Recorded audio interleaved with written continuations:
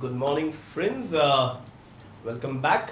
नया दिन, नया सेशन, नए terms. But before I go for those new terms, let's understand what we did yesterday. In fact, even day before yesterday. What we are understanding is basically expense. Expense is basically amount spent for acquiring goods or for acquiring services or for acquiring assets for the purpose of business is termed as business expense. Now, in that first expense that we are analyzing is revenue expense. What is revenue expense? तो अब तक तो पक्का हो जाना चाहिए. It says it's an expense which is day-to-day business related. It is recurring in nature. It is short term. In fact, उल्टा जाएंगे. क्योंकि शॉर्ट टर्म है इसलिए बार बार करना पड़ता है, रिकरिंग है, और क्योंकि रिकरिंग है इसलिए डे टू डे बन जाता है. Most important thing, at the end of every financial year the portion of expense whose benefit is exhausted. पता है वो पेन का मैंने एग्जांपल दिया था, 2 पेन है, ठीक है, ये दोनों मेरा स्टेशनरी एक्सपेंस है. ये पेन 31 मार्च को इसका बेनिफिट खत्म हो गया है, तो क्योंकि इसका बेनिफिट खत्म हो गया है, there is no point that I use it in the next year, and because I am not able to use it in next year, so there is no point कि इसको बुक में भी अगले साल ले जाए. इसी साल इसका हिसाब कर देंगे, और उस हिसाब कर देंगे को कहते हैं क्लोज करना. और हिसाब कहाँ होता है? तो एक स्पेशल जगह होती है जहां पर हम सारा हिसाब करते हैं, और उस जगह को कहते हैं profit and loss account, because that's what our business is all about. It is either about profit और इट इज अबाउट लॉस. तो जिस भी चीज का अकाउंट्स में हिसाब करना है उसे क्लोज करेंगे, और क्लोज कहाँ करेंगे? प्रॉफिट एंड लॉस अकाउंट में. आप लोग सर इसका हिसाब नहीं करना है, अभी नहीं करना है. क्यों नहीं करना है? क्योंकि इसका अभी भी बेनिफिट मिल रहा है. जब इसका बेनिफिट खत्म होगा, कब होगा? अगले साल. तो इसका हिसाब कब होगा? अगले साल. मगर अगले साल क्योंकि हिसाब होने वाला है तो इसको अगले साल ले जाना पड़ेगा. अकाउंट्स में उस अगले साल ले जाने को कहते हैं कैरी फॉरवर्ड करना. Hope that is clear. And where do you carry forward? Account से कुछ भी कैरी फॉरवर्ड करना है, अपने पास एक ही ऑप्शन है. कैसे कैरी फॉरवर्ड करेंगे? तो answer is through balance sheet. Hope that is clear. And this will be carried forward as current asset. क्यों current asset? क्योंकि इसमें से बेनिफिट मिलना बाकी है, तो ये asset हो गया. मगर कितना मिलेगा? अगले साल के एंड के बाद भी मिलेगा? नहीं, 1-2 महीने मैक्स, यानी within 1 financial year. So it becomes your current asset. तो पीएनएल में क्या आता है? प्रॉफिट एंड लॉस अकाउंट में क्या आता है? जिसका हिसाब करना है. किसका हिसाब करना है? जिसका बेनिफिट खत्म हो गया है. बैलेंस शीट में क्या आता है? जिसका हिसाब करना बाकी है, जिसमें से बेनिफिट या तो मिलना बाकी है या तो बेनिफिट देना बाकी है. तो क्योंकि बाकी है तो अभी हिसाब नहीं करेंगे, उसे कैरी फॉरवर्ड करेंगे. कैसे? Through balance sheet. अभी फिलहाल हम वो चीजें दिख रहे हैं जिससे बेनिफिट लेना है, तो असेट की बात करेंगे. किसी ने पूछा सर सिर्फ बैलेंस शीट में असेट आता है? ध्यान से सुनिए मैं क्या कह रहा हूं. बैलेंस शीट में क्या आता है? जिसका बेनिफिट लेना या बेनिफिट देना बाकी है. बेसिकली कुछ भी बाकी है वो बैलेंस शीट में जाता है. This is good enough hint जिसने भी ये सवाल पूछा था. ठीक है, analyse on this statement. I repeat, PNL में क्या आता है? जो खत्म हो गया है, जिसका हिसाब कर देना है. बैलेंस शीट में क्या आता है? जिसका हिसाब या फिर बेनिफिट या तो मिलना बाकी है या तो बेनिफिट देना बाकी है. Hope that is it. और क्योंकि मिलना या देना बाकी है तो कब मिलेगा, कब देना है? अगले साल. तो अगले साल ले जाना पड़ेगा, और ले जाने के लिए जो स्टेटमेंट का उपयोग करते हैं हम उसे कहते हैं balance sheet. Hope things are clear. आगे देखा, revenue expenses are of 2 types, direct and indirect. Direct which is directly involve in production, जिसे न करने पर प्रोडक्शन रुक जाता है. वेजेस, अगर नर्सी नहीं आएगा प्रोडक्शन रुक जाएगा. कैरेज इनवर्ड, अगर से वो मोनिस सर नहीं आएंगे या फिर उन्होंने मना कर दिया कि मैं गुड्स नहीं लाऊंगा, तो प्रोडक्शन रुक जाएगा. मगर इनडायरेक्ट एक्सपेंस, मेहुल सर अगर नहीं आते तो yes indirectly it will affect production, but not directly, because he is marketing है. उनके ना आने से या उनके आने से प्रोडक्शन को फैक्ट्री में कोई फर्क नहीं पड़ता. सैलरी की बात कर रहा हूं. Mehul sir as a carriage outward, if you can remember, वो भी ट्रांसपोर्टेशन एक्सपेंस था, मगर that was for taking your finished goods from your place to your customer's place. अगर नहीं भी हुआ तो फैक्ट्री को कोई फर्क नहीं पड़ेगा. And that's why it is indirect expense. Revenue तो है ही, क्योंकि हर एक एक्सपेंस का बेनिफिट शॉर्ट टर्म है। अगर सैलरी और वेजेस की बात करें तो मैक्सिमम बेनिफिट 30 दिन का, लेस देन 1 फाइनेंशियल ईयर। और कैरियज की बात करें तो एक डिलीवरी का दूसरा डिलीवरी चाहिए वापस पे करना पड़ेगा। That's why they are short term. Because they are short term, they are recurring, उनको बार बार करना पड़ता है। और क्योंकि recurring है, that's why they are part of your day to day business related activity. Hope things are clear. साथों साथ हमने और दो टर्म ले लिए थे, that is freight inward, freight outward. बात वही होती है कैरियज वाली, मगर सिर्फ ये है रेलवे और एयरवेज के लिए, कैरियज है रोडवेज के लिए। Hope things are clear to everyone. Now moving further with today's topic. उसी तरह से हम और 4-5 टर्म्स देखेंगे, ठीक है, प्ले के साथ, और फिर मैं 3-4 टर्म्स आपको प्ले के बिना बताऊंगा, and then will conclude this entire topic of revenue expense. ठीक है, तो अभी आज का जो हमारा पहला टॉपिक है वो आपको ब्लैक एंड व्हाइट में दिखेगा। क्यों ब्लैक एंड व्हाइट में दिखेगा? क्योंकि ये प्ले आप पहले देख चुके हैं। कौन सा प्ले है? If you can remember, play में मैं हूं, ठीक है, प्ले में राहुल सर है, वो अपनी गाड़ी लेकर आते हैं, ऐसे पता है लाल वाली गाड़ी लेकर आते हैं, बोलते हैं यार मैं एक्सीडेंट बहुत कर देता हूँ और एक्सीडेंट करता हूँ तो नुकसान होता है, तो do you have anything to protect me from that loss? I was representing, I am repeating the word, I was representing insurance company.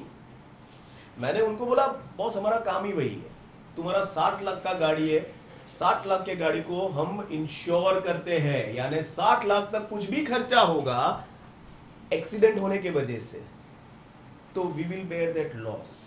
हमने ये सर्विस दिया। सामने राहुल सर को क्या देना पड़ेगा? If you can remember the term insurance premium, 1 lakh रुपए, if you can remember. फिर वो गए, फिर वापस आए कि सर मैं जब भी एक्सीडेंट का किसी के साथ करता हूं और जिसके भी साथ कर वो सीधा मेरा कॉलर पकड़ लेता है, तो और पैसे भी देने पड़ते, तो उसके लिए कुछ है, तो मैंने बताया था थर्ड पार्टी इंश्योरेंस, जिसका भी प्रीमियम राहुल सर भरेंगे। वो जो प्रीमियम था वो एक बार फटाफट समझ लेते हैं, पहले प्ले देख लेते हैं, फिर प्रीमियम के बारे में थोड़ा बहुत समझा देता हूं। ऑलरेडी काफी बात कर ली थी उस समय, पर फिर भी वापस देख लेते हैं कि क्यों रेवेन्यू है, और अगर रेवेन्यू है तो वो डायरेक्ट है कि इनडायरेक्ट है, उसका एनालिसिस कर लेते हैं। So not wasting too much time, let's move to the play. Good morning sir. Good morning sir, मैंने एक कार लिया है ना। आपका नाम? राहुल राज नायक सर। अरे वाह, बहुत बढ़िया नाम है, सुना नहीं है मुझे मैंने नाम, इसलिए वो डायलॉग मत मारना मुझे। बोलिए सर, मैंने एक नया कार लिया है और उसके इंश्योरेंस के लिए गाड़ी में आ रहा है। अच्छा, कौन सा कार लिया है आपने? सर मैंने मर्सिडीज बेंज लिया है सर। अरे वाह राहुल, तुम्हारी गाड़ी तो दूसरों से बड़ी है। I know sir. तो आपको ये भी पता होना चाहिए बड़ी गाड़ी के इंश्योरेंस भी बड़े आते हैं। हाँ सर, बड़े बड़ी गाड़ियों में बड़े बड़े इंश्योरेंस लेते हैं, पता है। I'll find out the number. Sir कौन सा मॉडल है आपका? सर मेरा ओके ओके, बढ़िया है बढ़िया है। सर आपका कैलकुलेटर है? हाँ कैलकुलेटर है, कोरोना में सब ऐसे ही जुगाड़ करना पड़ता है। 1 लाख रुपए का प्रीमियम आएगा। मैं आपको पहले समझा देता हूँ क्या होता है प्रीमियम। देखिए आपकी ये गाड़ी जो है वो 60 लाख रुपए की है। हाँ सर। ठीक है, आप हमारे पास आए, हम आपको 1 लाख रुपए चार्ज करेंगे हर साल। ये जो चार्ज करेंगे उसे हम कहेंगे इंश्योरेंस प्रीमियम। प्रीमियम, ठीक है। अब आपने हमें पैसा दिया तो हमें आपको सर्विस देनी है। हाँ। सर्विस में हम क्या करेंगे कि आपकी ये गाड़ी का कुछ भी हो जाए, जैसे ये दरवाजा खुल गया है तो हम बंद करके दे देंगे, इसके टायर खराब हो गए तो हम चेंज करके दे देंगे, इसमें कुछ भी खर्चा आया ये पूरे साल तो will bear the cost. That's what this 1 lakh will cover. मुझे हर साल 1 लाख देना है, उसके बाद हर साल आपको 1 लाख रुपए दे देना है। 1 लाख आपका इंश्योरेंस प्रीमियम, उसके सामने आपकी 60 लाख की गाड़ी इंश्योर हो गई। ओके, ठीक है, यानी 60 लाख तक कुछ भी हुआ खर्चा तो हमारी कंपनी बेयर करेगी। तो कोई भी नुकसान हुआ, कोई भी नुकसान, आप पहिया निकाल कर ऐसे ऐसे खिलना शुरू कर दो और पहिया कहीं गिर गया, ऐसा करना मत। हाँ ठीक है, आइडिया दे रहा हूँ सिर्फ। ठीक है सर। तो वो भी हम नुकसान होगा, कोई भी नुकसान होगा, एक्सीडेंट हुआ, कुछ भी हुआ, परफेक्ट परफेक्ट, मगर चेक दो बस, एक काम करो बाहर चेक दे देना। ठीक है, और आज रात को 12 बजे से आपका गाड़ी इंश्योर होगा। ठीक है। Welcome back. क्या देखा आपने प्ले में आपने देखा once again as I already narrated the entire story के राहुल सर आते हैं, मुझे बात करते हैं कि यार गाड़ी नया लिया है मगर टेंशन है कि कहीं एक्सीडेंट हो गया तो नुकसान बहुत हो जाएगा, और महंगी गाड़ी है तो उसका नुकसान भी बहुत महंगा भरना पड़ेगा। तो मैंने बोला ठीक है टेंशन मत लो, वी आर देयर। वी बोले तो I was representing insurance company, we are there to cover your losses. अगर आपको कोई भी नुकसान होगा, आपको यानी आपकी गाड़ी को, तो हम एज ए इंश्योरेंस कंपनी वो नुकसान का भरपाई करेंगे, we will compensate you for that loss.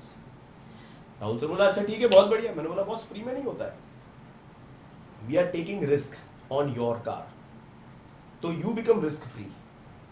कहीं पर तुम्हारा टेंशन हम ले रहे हैं तो हम आपको सर्विस दे रहे हैं, उस सर्विस का आपको मुझे पैसा देना पड़ेगा, और उस पैसे को कहते हैं insurance premium. Hope things are clear.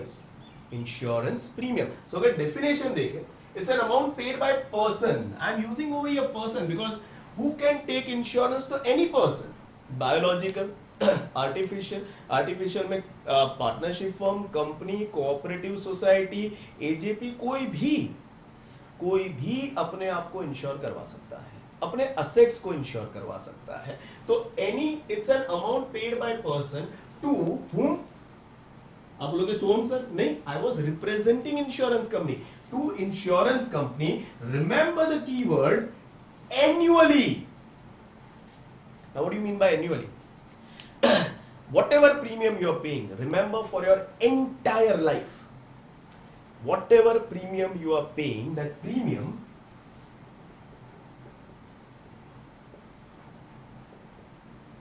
is always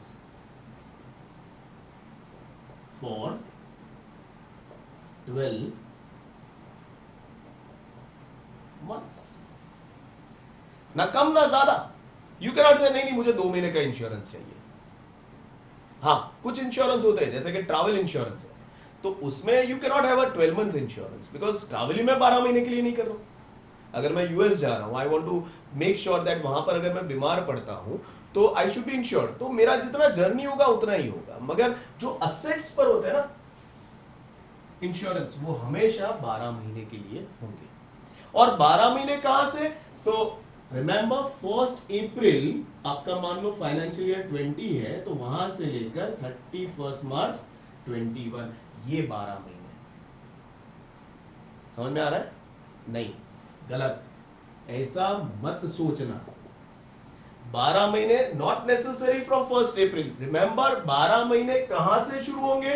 तो रिमेंबर 12 महीने will start from first day of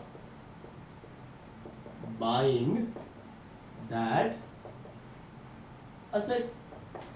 वहां से 12 महीने, यानी अगर आज मैं एक असेट बाय करता हूं, मान लो 4 जुलाई को 2020, तो यहां से लेकर 3 जुलाई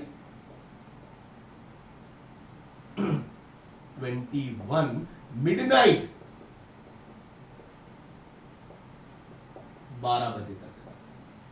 पता है मैंने राहुल सर को बताया था उस समय कि रात को 12 बजे तक यू आर इंश्योर्ड, उसके बाद एक्सीडेंट किया तो we are not responsible. Hope that is clear. So if you can understand, now let's check out whether it is following our criteria. Number 1 is ये जो प्रीमियम भरा, और रिमेंबर ये premium भरना कब है? तो on the first day of buying the asset, उस दिन को भर देना है। और कितने टाइम के लिए भरना है? तो 12 महीने के लिए। तो हमेशा आपको एक एडवांस पेमेंट करना होता है, जैसे वो फोन में होता है ना कनेक्शन में, प्रीपेड पोस्टपेड। पोस्टपेड में क्या होता है? आप सर्विस ले लो फिर पैसा दो। प्रीपेड में क्या होता है? इफ यू कैन अंडरस्टैंड, पहले पैसा दो फिर service low. Insurance is always a prepaid concept. पहले पैसा रखो फिर पूरे साल का हम आपको सर्विस देंगे। Hope that is clear. So one more thing, remember insurance is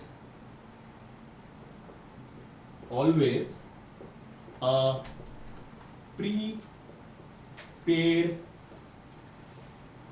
concept. पहले पैसा दो फिर हम आपको सर्विस देंगे। कितने महीने का? 12 महीने का। Now let's understand whether it is revenue और नॉट। तो नंबर 1, जो भी प्रीमियम भरा उसका बेनिफिट पहले तो भरा यानी एक्सपेंस है। बेनिफिट मैक्सिमम 1 साल का है, 1 साल से 1 दिन भी ज्यादा नहीं, यानी विद इन 1 फाइनेंशियल ईयर हो गया। तो शॉर्ट टर्म है, और क्योंकि शॉर्ट टर्म है तो इट इज रिकरिंग, हर साल एक बार आपको ये भरना पड़ेगा, और क्योंकि हर साल भरना पड़ेगा it is part of your day to day business related activity. तो yes it is a revenue expense. अब डायरेक्ट है कि इनडायरेक्ट है? तो understand this, if I don't take insurance, क्या होगा? अगर कोई बिजनेस के असेट का एक्सीडेंट हुआ, नुकसान हो गया, तो उसका पैसा मुझे भरना पड़ेगा। मगर डू यू थिंक उसके वजह से मेरा प्रोडक्शन बंद हो जाएगा? यू माइट से यस सर, लॉस होगा तो शायद आपका पैसा वो लॉस रिकवर करने में चला जाएगा, तो आपका प्रोडक्शन बंद होगा। इफ यू कैन अंडरस्टैंड, थोड़ा लंबा जा रहा है ना, indirectly it is going to affect production, directly production को अफेक्ट नहीं करेगा अगर इंश्योरेंस नहीं लिया तो। And that's why remember insurance premium is your indirect expense. Hope things are clear to everyone. Once you are done with this, अभी आपका ये hopefully concept is clear. अब दूसरे कंसेप्ट पर चलते हैं, दूसरा एक टर्म देखते हैं। दूसरा जो टर्म है उसमें आपको वापस हमारे फेवरेट कैरेक्टर, हमारे नहीं आपके भी, इनफैक्ट हम सबके जो फेवरेट कैरेक्टर है वो ऐसे वाले जो है वो प्रकाश भाई, उनसे मिलेंगे। ठीक है, so let's check out what Prakash भाई has to say in our next play. Prakash भाई। हाँ बोलो। प्रकाश भाई इधर। हाँ बोलो, उधर ही देख रहा, बोलो। भगवान ने नाम भी प्रकाश किसको दिया जिसकी जिंदगी में प्रकाश नहीं है? ओ भाई इधर ये, हाँ प्रकाश भाई इधर। मैं ना उधर देख लो। प्रकाश भाई, हाँ ठीक है, इधर दिख रहा है आपको? हाँ बोल। प्रकाश भाई, मैं वो बिजनेस चलाता हूँ ना बॉटल का। हाँ, तो स्टेशनरी लेने के लिए आया हूँ। क्या रोज आ जाते हो तुम हर महीने? एक बार में ले नहीं सकते सब कुछ? अरे भाई, हमको नहीं पता होता है स्टेशनरी कितना चलता है, बट हर महीने हमको यूज तो करना पड़ेगा ना, जो यूज आएगा। आपका धंधा हो रहा है ना, तो आप खाली खोटा वो मत करो। हाँ सही बात है, बोलो क्या आप समझो, मुझे ये अपने क्या बोलते हैं, पेन दे दीजिए 12, ठीक है, और लिखते रहना, फिर आपको याद नहीं रहता है। मेरे को सब याद रहता है। हाँ ठीक है, ये बॉक्स फाइल जो है वो 4 दे देना, ठीक है, और ये जो कोरोना के मास्क है आप रखते हो, ठीक है, वो भी 20 दे देना मुझे, ठीक है। इतना आप कर दीजिए। आपके वहाँ पे डायरी आ गई है जो मैंने बोला था? हाँ ठीक है, वैसी 20 डायरी आप मुझे दे देना, ठीक है, ओके। और ये सबका बिल जो होगा वो भी आप मुझे साथ में दे देना। अभी बता देता हूँ, आपका बिल हो गया 5000। 5000? भाई 6 महीने से आपके वहाँ पे प्रकाश भाई ले रहा हूँ खाना, अरे ये स्टेशनरी का सामान, तो आप थोड़ा तो कुछ दरिया दिली दिखाओ। आप दरिया दिल हो ना भाई? दिल दरिया है, बाकी सब समंदर है, ये मेरी समस्या है। अरे बस। अच्छा ठीक है, तो मुझे ये सब दे दो फटाफट। ठीक है दे देता हूँ। अभी अपने आके सीधी कर दो, चलो। Welcome back. क्या देखा आपने? राहुल सर वापस गए प्रकाश भाई के पास, उनको बोला यार कुछ नोटबुक्स चाहिए, कुछ पेन चाहिए, कुछ स्टेपलर पिन चाहिए। प्रकाश भाई क्या हर बार तुम आ जाते हो? तो राहुल सर बोला हर बार ही आऊंगा ना, क्योंकि आप जो प्रोडक्ट बेच रहे हो वो उसका जो उपयोग है, if you can understand, that is not long lasting. Like say for example, if you buy a pen like this pen, कितना बेनिफिट मिलेगा? 1 महीना 2 महीना? इफ यू कैन रिमेंबर, मैंने बताया था ये पेन का लाइफ, इसका निब है। If you can see this nib, it is now dying, थोड़ा स्प्रेड हो गया है, तो with in I will say 10 days maximum this will die. So maximum इसका लाइफ 2 महीना है, तो 2 महीने बाद प्रकाश भाई के पास वापस जाना ही पड़ेगा। If you check out with this duster, if you can understand, इसका भी वेयर एंड टेयर दिख रहा है। ये जो इसका फोम है वो उसका लाइफ है। जैसे ये फोम घिसता जाएगा, इसका लाइफ खत्म हो जाएगा, मैक्सिमम 2-3 महीने, 4 महीने। If you can understand this ink, now this is something which is going to last as long as I am going to write. जितना ज्यादा लिखूंगा इतना ज्यादा ये यूज हो जाएगा। If you can understand, somewhere 1-2 महीने, 3 महीने max, and this will get over, and once again I have to go to Prakash bhai. Those if you can understand this book, कुछ 180 पेजेस है। जैसे 180 पेजेस खत्म होंगे, once again I have to go to Prakash भाई।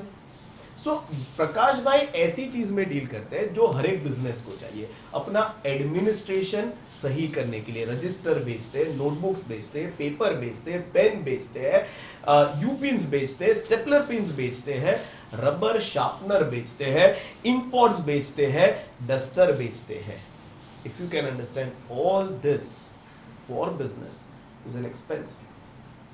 Definition देखें तो amount spend by business for acquiring administration related items like files, papers, pens, notebooks, etc, etc, etc, etc.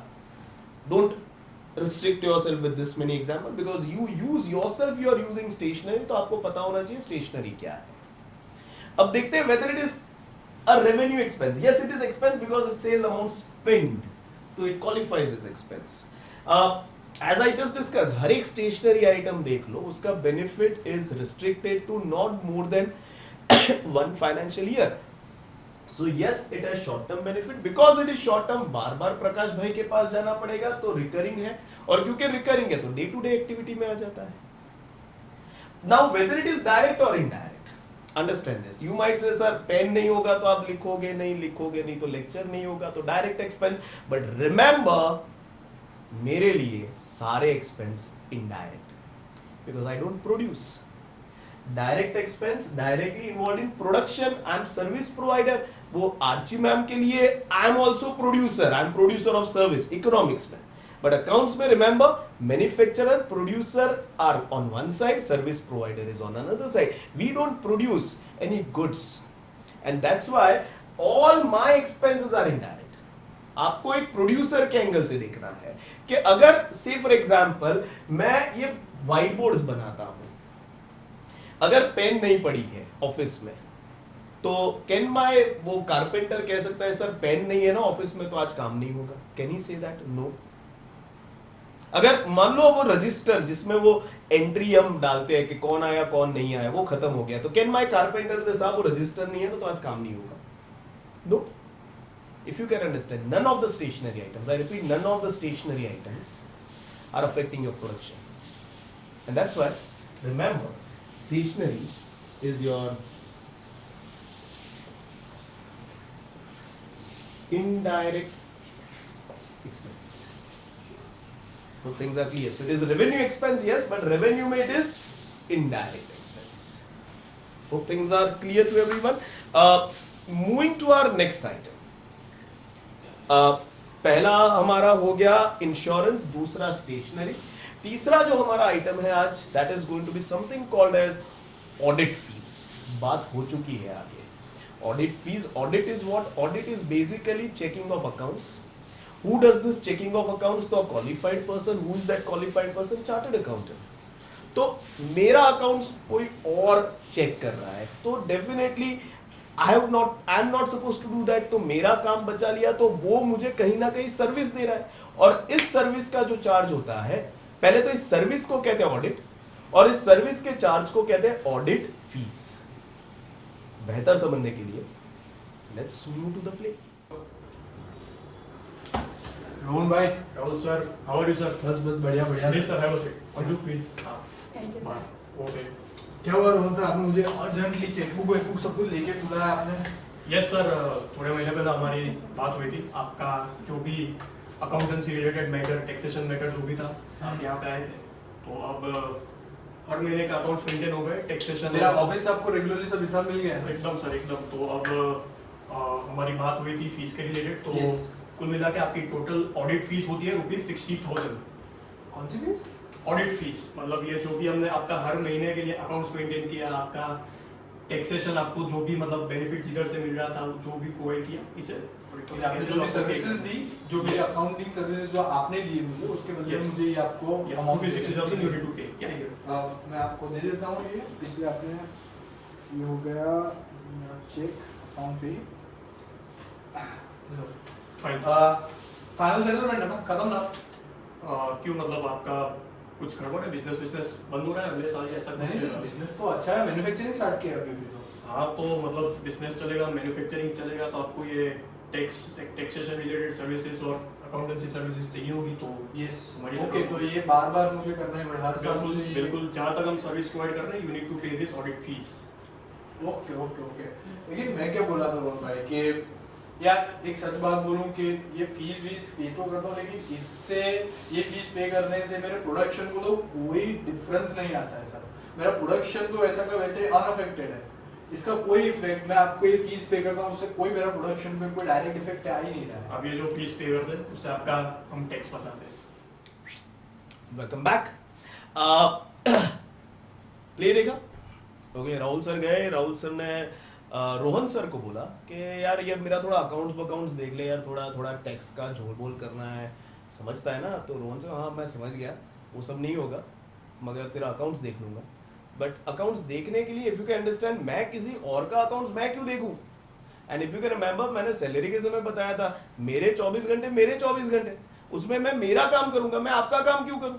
और अगर मैं आपका काम कर रहा हूं तो मैं आपसे चार्ज लूंगा, और यहां पर उस चार्ज को कहते हैं ऑडिट फीस। हर साल देखिए, इफ यू कैन रिमेंबर, हर 31 मार्च को आपको अकाउंट्स क्लोज करना है, फिर वापस 1 अप्रैल से नए सिरे से शुरू करना है, वापस 31 मार्च आएगा अकाउंट्स क्लोज करना है, वापस नेक्स्ट 1 अप्रैल से नए सिरे से शुरू करना है। तो if you can understand, close करना, चेक करवाना, क्लोज करना, चेक करवाना, क्लोज करना, चेक करवाना, ये हर साल होने वाला है। तो जो फीस आप भर रहे हो उसका बेनिफिट कितना? तो आंसर इज 1 ईयर, सिंपल। और क्योंकि बेनिफिट 1 साल का है तो शॉर्ट टर्म हो गया, क्योंकि शॉर्ट टर्म है तो हर साल यानी बार बार करना पड़ेगा, और क्योंकि बार बार कर रहे हैं वो day to day business related हो गया, क्योंकि बिजनेस का ऑडिट हो रहा है। That's why yes you have to pay this, so it is your expense, it qualifies as revenue expense. And अब डायरेक्ट है कि इनडायरेक्ट है, तो भैया चार्टर्ड अकाउंटेंट रखेंगे तो फायदा क्या होगा? तो भैया थोड़ा अकाउंट सही से होगा, टैक्स प्लानिंग सही से होगा। He is an expert, you are not an expert. तो इट्स लाइक ट्यूशन रखवाओगे तो क्या फायदा होगा? तो बेहतर समझोगे सब्जेक्ट को। ट्यूशन के बिना भी काम चल रहा है, कई लोग पढ़ते हैं, मगर with tuition there is a expert who is helping you out. तो जो आप चीज समझने के लिए मे बी 1 घंटा लगाते थे, वही चीज आपको 15-20 मिनट में समझ में आ जाएगा, बेहतर समझ में आ जाएगा अगर एक्सपर्ट सही है तो। एंड फॉर दैट यू पे the expert. Same way over here, उसके बिना ऐसा नहीं है काम रुक जाएगा, प्रोडक्शन रुकेगा, ऐसा नहीं है।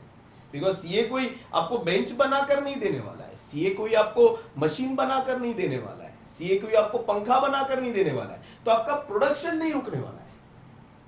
मगर वो नहीं होगा तो कहीं ना कहीं आप अपना फाइनेंस सही तरह से मैनेज नहीं कर पाओगे, फाइनेंस सही मैनेज नहीं करोगे तो नुकसान होगा, नुकसान होगा तो कहीं ना कहीं आपका प्रोडक्शन कम हो जाएगा। इनडायरेक्टली अफेक्ट करेगा मगर डायरेक्टली अफेक्ट नहीं करेगा। So my definition goes like this. What is audit fees? तो audit is checking of accounts of business, that is audit. It is done by qualified person called chartered accountant, and for giving his service what he charges to business is called audit fees. And remember, it is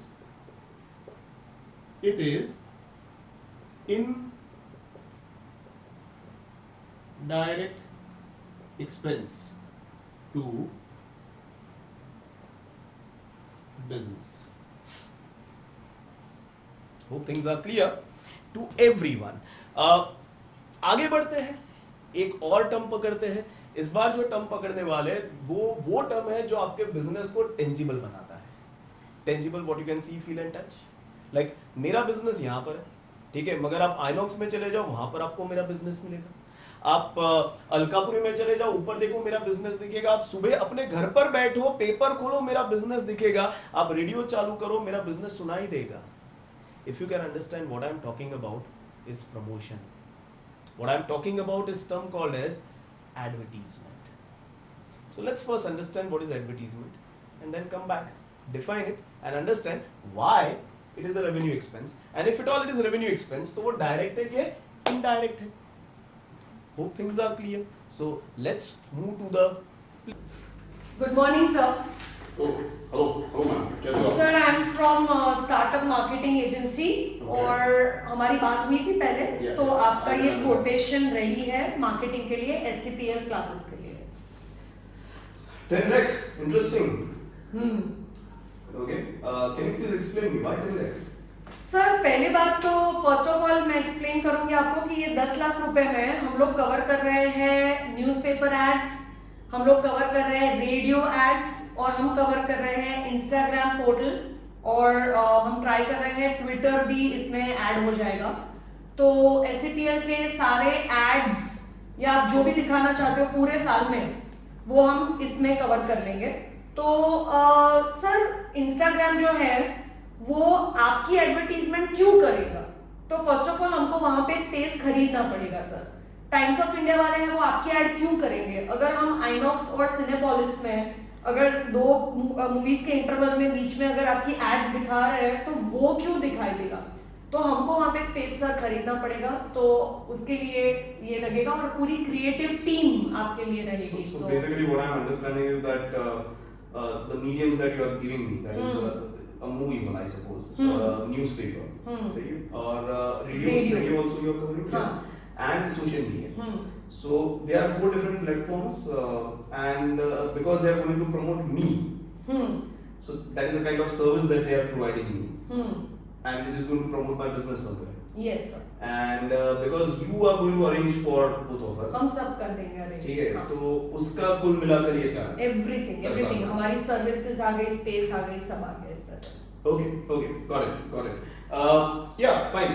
But is it something which I have to do every year? Yes sir, every year, क्योंकि आपकी जो add दिखाई देगी ना वो 1 साल तक दिखाई देगी और लोगों को 1 साल से ज्यादा याद नहीं रहता है सर। तो आपको हर साल ये रिन्यू करना पड़ेगा और चार्जेस हर एक साल के अलग रहेंगे। Okay, fine, I can understand. As such, अभी जो 9-10 के बच्चे वो जब अगले साल आएंगे तो उनको ये याद नहीं होगा। यस सर, ये 1 साल का आपको दिया है। तो वापस मुझे करना पड़ेगा add. Okay, great. Yeah. I'll do one thing. I'll just keep it with me. Yes. ठीक है। I've got 2-3 more quotations with me. I'll just go through them और we'll get back to you. Thank you sir. Okay. Thank You'll you. be getting a call. Thank you very so much. much. Yep. Welcome back. Play देखा, play में क्या देखा? It was me who was acting, not acting, I will say I was me, Soham sir, and there was another character, Archi ma'am. Now she was not playing Archi ma'am, she was playing one of the ad agent, advertisement agent. Now what was she trying to sell to me? If you can understand, she was trying to sell me different platforms. Newspaper was one platform, hoarding was one platform, radio was one platform, movies के in between, movie hall was one of the platform, Instagram, Facebook was one of the platform. Now these are different platforms owned by different people.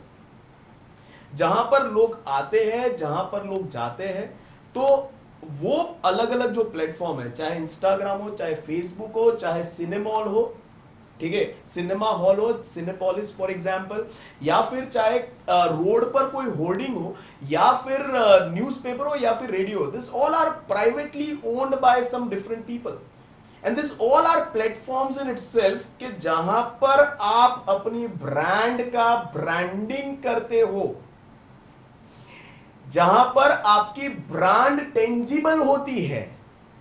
You go to rather Cinepolis, movie चालू होने से पहले और interval में आपको दिखेगा Soham classes private limited. Now is it owned by Soham classes? No, it is owned by Cinepolis company. But क्योंकि वहां पर 600 लोग बैठे हैं, तो वहां 600 लोग अगर देखेंगे Soham classes private limited, may be they may not take admission, but at least they will come to know, हाँ ऐसा कोई है. So somewhere on their platform they are promoting my product. You open up newspaper, Times of India, front page, Soham Classes Private Limited. If you can understand, is Times of India owned by us? No. मेरे building पर Soham classes private limited, yes possible, मेरा building है, मैं रखूंगा, मगर times of India is not owned by me. Still they are putting my name, my brand on their newspaper front page. On their platform they are promoting my product, they are giving me that service. Facebook, Instagram not owned by me, I am not Mark Zuckerberg. उसका platform है, उसके platform पर Soham classes private limited, they are promoting me, they are giving me that service. Radio 93.5, 98.5 105 whatever it is, I just forgot the frequency name, Red FM या फिर radio मिर्ची 98.3, या just got it. ये सारे जो है वो उनके कोई ना कोई अलग कंपनीज है, they have their own platform, वहां पर आपको सुनाई देता है सोहम क्लासेस प्राइवेट लिमिटेड। क्यों? Why will they do that in their platform, on their platform? Why will they promote somebody else? And if they are doing that, why should they do for free? They will charge me, and that charge is nothing but advertisement. Hope that is clear. मेरा नाम कोई और promote करे तो वो promote करने के लिए दैट कोई और मुझे चार्ज करेगा, और वो charge is nothing but advertisement. Hope that is clear. So what is advertisement? It's a charge for promoting your business on their platform. Their yani it can be anyone. It can be radio, it can be newspaper, it can be hoardings on roadside, it can be Facebook, it can be Instagram, it can be cinema hall, anyone on their platform. It is generally paid based on contract, and normally this contract is for less than one financial. Now see, when do you advertise? तो जब आपको आपकी product, सी दो चीजें, branding और advertisement दो अलग चीजें हैं। Branding you can do entire year, when you do branding you are not expecting के सामने लोग आपकी प्रोडक्ट खरीदेंगे। ब्रांडिंग आप सिर्फ लोगों के दिमाग में, दो लोगों के जहन में घुसना चाहते हो, तो that you can do full year. मगर व्हेन आई से एडवर्टीजमेंट, तो प्रमोशन, तो वो प्योरली एक ही रादर दिमाग में है चीज के मैं प्रमोशन करूंगा, मुझे सामने स्टूडेंट्स मिलेंगे। ये कब करूंगा? तो जब मेरा सीजन आ रहा है। Like if you can understand, normally I'll do advertisement only from month of February, March, April and May, 4 महीने। फिर जून के बाद तो सारे बच्चे जिनको जहां एडमिशन चाहिए था चले गए हैं। अब मैं हर रोज रेडियो पर आकर बोलूं सोहम क्लासेस, सोहम क्लासेस, सोहम क्लासेस। मैं न्यूज़पेपर में सोहम क्लासेस, सोहम क्लासेस, सोहम क्लासेस करूं। मैं होर्डिंग पर चिल्लाता रहूं सोहम classes. Do you think it is going to have any impact on my existing revenue? No. So if you can understand, that's where it is generally paid based on contract. मेरा जो contract होगा वो February, March, April, May इतना होगा। मान लो से for example you are a brand which is connected to celebration, तो जब जब कोई त्योहार आएगा तब आपका ब्रांड का प्रमोशन होगा। Like say for example you are automobile industry, तो आपको पता है रथ यात्रा आएगा यानी लोग गाड़ी खरीदेंगे, दिवाली आएगा लोग गाड़ी खरीदेंगे, रक्षाबंधन आएगा लोग गाड़ी खरीदेंगे। तो जब जब ये त्योहार आएगा, सेलिब्रेशन आएगा, तब वो लोग अपने आप को प्रमोट करेंगे। So there contract will be based on those festivals. So normally contract based होता है, और वो कॉन्ट्रैक्ट नॉर्मली 1 साल से कम का होता है। क्योंकि 1 साल से कम का है तो रेवेन्यू बन गया, यू हैव टू पे फॉर इट, तो एक्सपेंस बन गया। शॉर्ट टर्म है, 1 साल से कम है तो हर साल करना पड़ेगा, because people don't have long term memory. आज मैं सोहम क्लासेस चिल्लाऊंगा तो 10th के बच्चों ने सुना, 11th में मेरे पास आ गए। अगले साल अभी जो 10th में है उनको वापस मुझे 11th में लाना है, तो मुझे वापस चिल्लाना पड़ेगा Soham classes. And that's where it is recurring in nature. It is my day-to-day business related expense. But now the question is, yes it is revenue, yes it is expense, direct है कि indirect है। अगर मैं branding नहीं करूँगा तो will my production stop? You might say yes sir, कम बिकेगा तो production कम हो जाएगा। Indirect हुआ। Directly is it affecting my production? Answer is no. तो remember, advertisement doesn't affect your production directly, so it is somewhere indirect expense of the business. Hope things are clear everyone. तो insurance premium देखा, stationery देखा, audit fees देखा, advertisement देखा। एक आखिरी देख लेते हैं स्किट के फॉर्म पर, ठीक है, और फिर हम ये कंक्लूड कर दे पूरा topic. So let's move to the last skit. Last skit में basically we are going to see, if you can remember, expense it is acquisition of goods, services and asset. हमने अब तक जो भी देखा है ना, that is acquisition of service. Mehul sir का सर्विस लिया, नरसी का सर्विस लिया यानी मेरा, मोनिश सर का सर्विस लिया, कैरेज इनवर्ड, मेहुल सर का वापस सर्विस लिया, कैरेज आउटवर्ड, इंश्योरेंस कंपनी का सर्विस लिया, इंश्योरेंस प्रीमियम, स्टेशनरी लिया, ठीक है, फिर ऑडिट चार्टर्ड अकाउंटेंट का सर्विस लिया, एडवर्टीजमेंट किसी और के प्लेटफॉर्म पर अपना प्रोडक्ट प्रमोट हो, वो सर्विस लिया। हमने अब तक सर्विस ली है, but expense is all about acquisition of goods, service and asset. तो जो पहला है ना एक्विजिशन ऑफ गुड्स, उसकी थोड़ी बात कर लेते हैं। So let's first check out with what is that skit all about, और फिर आगे बात करते हैं। So let's move to the skit. तो राहुल भाई बस एकदम अभी आज वापस थोड़ा माल लेने आया हूँ मैं, ठीक है। नई कोई वैरायटी आई है आपके वहाँ पे? ये स्टील का बॉटल, ये बहुत बढ़िया है। ये गर्म पानी डालोगे गर्म रहेगा, ठंडा पानी डालोगे ठंडा रहेगा। यानी समझ लो चाय बाय आपको ले जाना है घर से, तुम तो चाय के फैन हो, चाय चाय चाय तो चाय भर के जाओगे तो भी इसमें मस्त गर्म रहेगा, और अगर छाछ पास लेके गए और तो ठंडा ठंडा रहेगा। ये बहुत बढ़िया मटेरियल है। एक ये दे दो मुझे, अच्छा, ठीक है।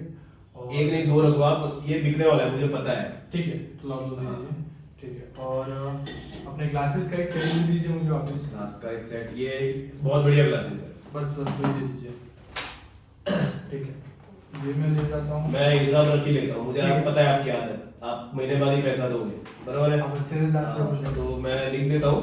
हाँ अब भाई रोहन भाई ये लिख देना, इसका हिसाब लिख देना। ठीक है सर। ठीक है, ओके। और ठीक है, इतना मैं लेके जाता हूँ अभी। चलो, बराबर है? हाँ, सेटलमेंट बाद में कर लेंगे, ठीक है। 30 दिन में सेटल कर। ठीक है, चलो। अरे सोमा अरे यार कैसे हो? अरे कुछ अच्छा नहीं है भाई, क्या ये क्या हो गया? आपने क्या बोला था और क्या हो गया? क्या हुआ? आपने बोला था ठंडी छाछ और गरम चाय, हाँ। तो मैंने कस्टमर को यही आपके सारे शब्द मैंने उसको बोले, तो उसने बोला कि इसमें ठंडी चाय मिलती है और गरम छाछ मिलती है। चाय को गर्म किया था, अरे सब हुआ था और सर, छाछ को फ्रिज में रखा था। सब सब सब। ठंडी तो होनी चाहिए ना यार, ये तो पूरा उल्टा कर रही है। मतलब- गरम पानी डालो ठंडा अरे हो जाता है। वाला नहीं, देखो अपने धंधा तो चुपका ही करते हैं। हाँ। ये कुछ नहीं, आप टेंशन मत लो, इसका पैसा नहीं देने का, काट डालना, हाँ। बराबर? इतना कोई मैं टेंशन आपको मत लो। नहीं दूंगा, ठीक है। कोई चाय पीना है? नहीं नहीं नहीं पीना, नहीं पीना, ठंडी चाय मैं नहीं पीता। ठीक है चलो। Welcome back. क्या देखा आपने सीन में? तो सीन में आपने देखा that Rahul sir is going to the manufacturer of water bottle, और उन्होंने वाटर बॉटल उनसे खरीदी। अब खरीदेंगे तो सामने पैसा पे करना पड़ेगा, तो खरीदना इज योर एक्सपेंस। मगर सी अकाउंट्स में एक चीज याद रखना पूरी जिंदगी, वंस अगेन, कि हम नॉर्मल लाइफ में I use this word purchase in a very loose manner, because खरीदना यानी परचेज। तो मम्मी कहती है कि बेटा एक काम करना, पफ खरीद के लाना, यानी इंग्लिश में बोले तो please buy puff, please purchase puff and come. मम्मी कहती है बेटा परचेज वेजिटेबल्स फॉर मी। मम्मी कहती है purchase we just purchased a house, we just purchased a car, we just purchased a refrigerator। तो हम नॉर्मल लाइफ में वर्ड परचेज को बहुत लूजली यूज करते हैं। इनफैक्ट जब अकाउंट्स में आपको ट्रांजैक्शन मिलेंगे तो ट्रांजैक्शन में भी परचेज कहीं भी यूज किया होगा। Purchase building, purchase furniture, purchase vehicle, purchase goods, हर एक के साथ परचेज लगाएंगे। मगर जब हम वो ट्रांजैक्शन को बुक में लिखना शुरू करेंगे, अकाउंट्स की बुक में, हमारी बुक में लिखना शुरू करेंगे, तो रिमेंबर उस समय word purchase, I repeat, word purchase is used only and only and only and only and only for acquisition of goods. अगर बिजनेस की बुक में, अकाउंट्स में परचेज दिखता है तो you don't have to ask किसका परचेज। मशीन का भी हो सकता है, बिल्डिंग का भी हो सकता है, कार का भी हो सकता है, आपने कुछ बताया नहीं है किसका परचेज, आप ऐसा पूछ नहीं सकते।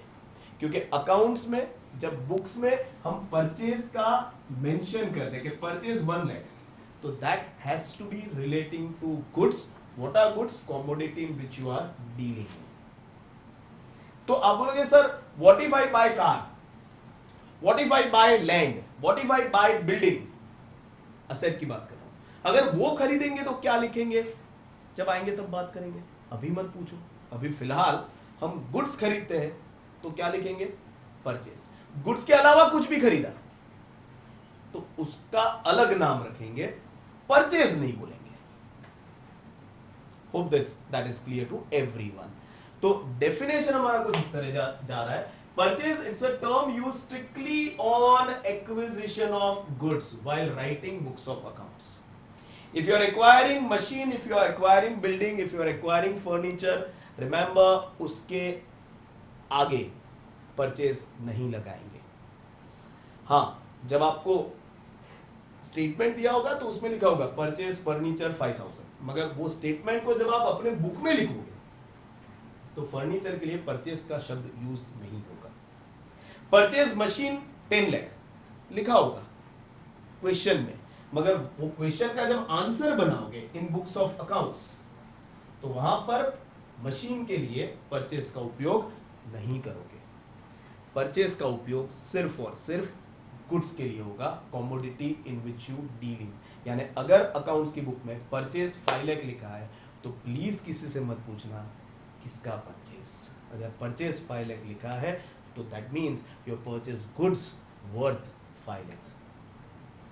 Hope things are clear. और जब वही गुड्स बिजनेस ने खरीदे, राहुल सर ने खरीदी वाटर बॉटल, फिर उसमें से एक वाटर बॉटल ऐसी थी जिसका टेक्नोलॉजी मैंने बताया कि सर ये ऐसी बॉटल है जिसमें ठंडा डालोगे तो ठंडा निकलेगा, गर्म डालोगे तो गर्म निकलेगा, चाय डालोगे तो गर्म मिलेगी, छाछ डालोगे तो ठंडी मिलेगी.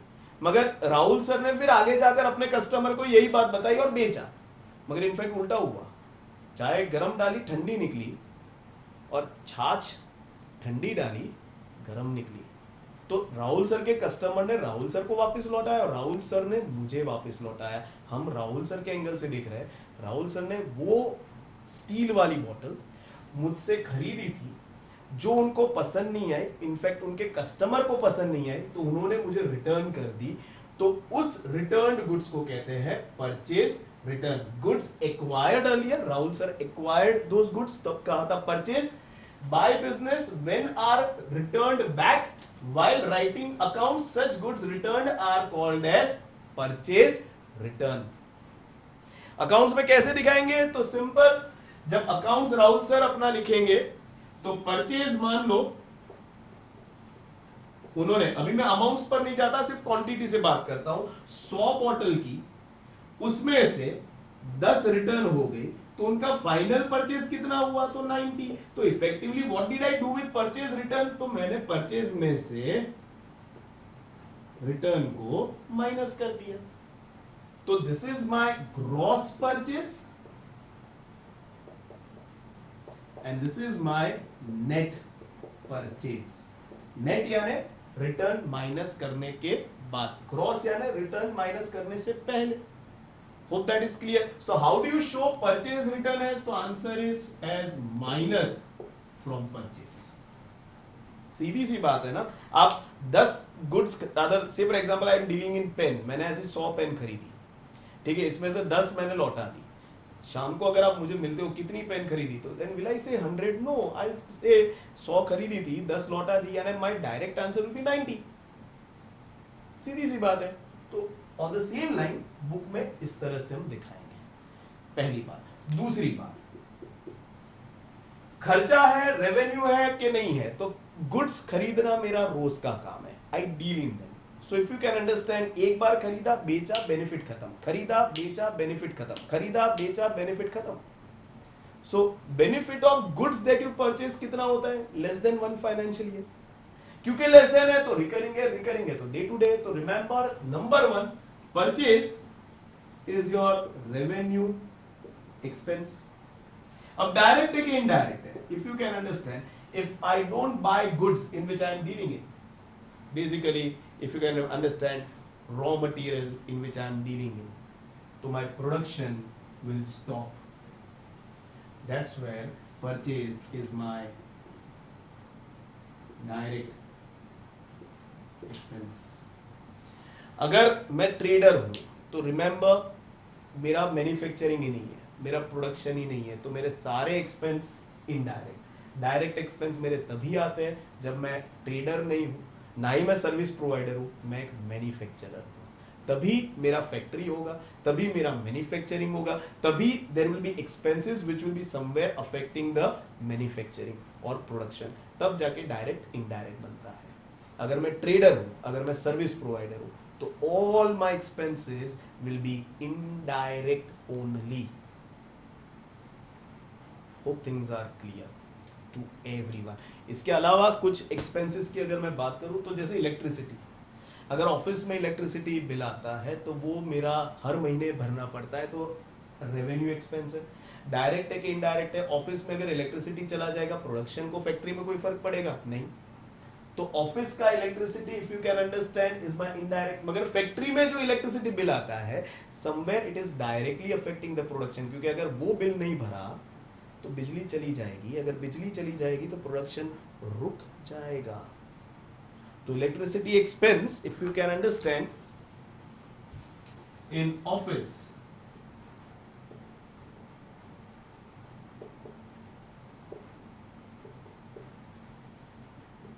and electricity expense of factory will be direct and indirect.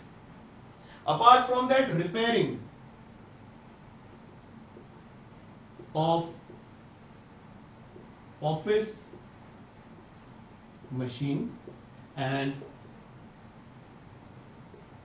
repairing of